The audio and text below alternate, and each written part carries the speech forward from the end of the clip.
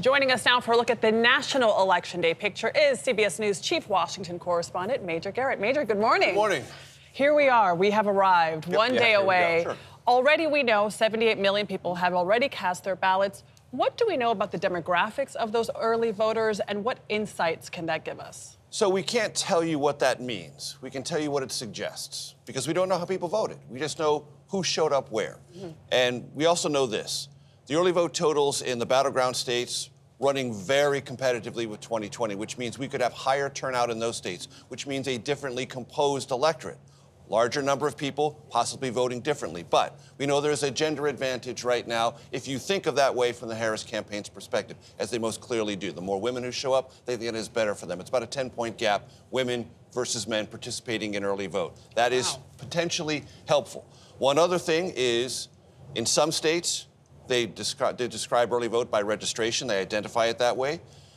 The campaigns are reading different things into that. The one tricky thing about registration, even though we are in a partisan-aligned time in America, this might be an election where there might be more crossover Democrats for Trump in, say, Western Pennsylvania, and more crossover Republicans for Harris over issues like reproductive health or the larger question of all health care that falls under the umbrella term of reproductive health. So you can't read too much into registration, but it's kind of a choose-your-own adventure.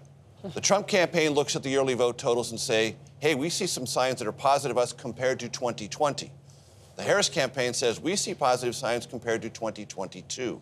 It all depends on which adventure you're on and which one is most indicative of what's going to happen tomorrow. Adventure is the term for it. There have been big swings of emotion. My Republican friends were feeling very optimistic about a week ago, and then over the weekend, Democrats were feeling very optimistic, in particular because of this poll out of Iowa that seems to suggest that Kamala Harris may even have an edge in that reliably red state.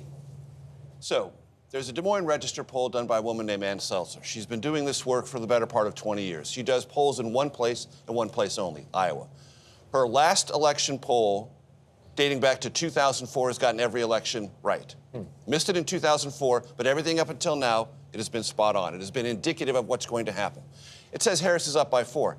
No one I know believes Harris is up by 4 in Iowa, since Trump had won it by 8 and 10 in the two previous elections. But she doesn't need to be up 4 for this to be giving us a signal about something that might be going on. If Harris is only down 3 in Iowa or 4 points in Iowa, that's problematic for Trump. Why? Because that suggests an electorate moving and shifting in other places that are vital. Wisconsin, Pennsylvania, and Michigan, to be sure. Yeah. A signal.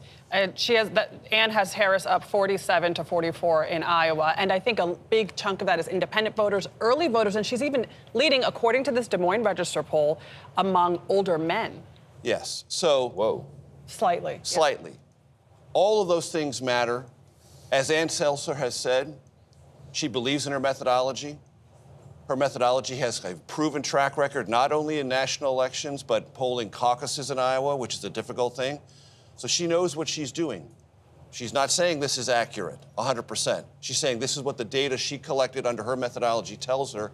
And again, I look at the Iowa poll not as something that tells us what's going to happen in Iowa, but it might be a signal of an electorate that is changing or is compositionally more motivated on a different issue than it was in 2020.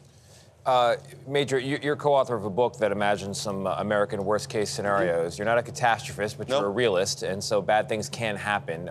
If there's a tight race, where are you watching for potential trouble in terms of contesting the election, causing other chaos? So there are degrees of trouble I'm concerned about. And the first hurdle we've already crossed. Early vote has gone very well.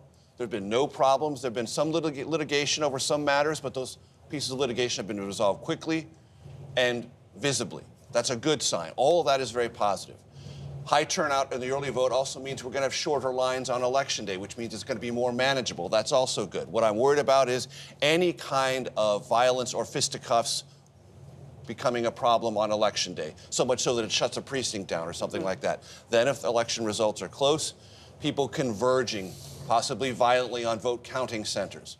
So the one good thing I will say about that is local police departments, county sheriffs are much more sensitized to this issue than they were in 2020. 2020, they were caught completely off guard by this whole idea. They are not anymore. And there is very strong collaboration between states, localities, and the federal government on these questions. But if it's really close and we go into Wednesday, Thursday, and Friday, and I'm not suggesting we are, but if we do, that area of uncertainty will create an atmosphere that could become more volatile. Yeah. I worry about that very much. I worry about it too. The atmosphere is interesting. Arizona, to leave people on this note, one sign of what 2024 is, the election workers there have been trained on water cannons in the event they'll need to use them against Really? people coming to the polling stations or the counting centers. Yeah. Exactly. All right, Major Garrett, thank you so much. And you can watch CBS News on election night from our headquarters in New York City and with our teams across the country. Join us for real-time results, analysis, and exclusive polling. Coverage begins at 4 p.m. Eastern on our CBS News 24/7 streaming channel and at 7 p.m. Eastern on our CBS television network.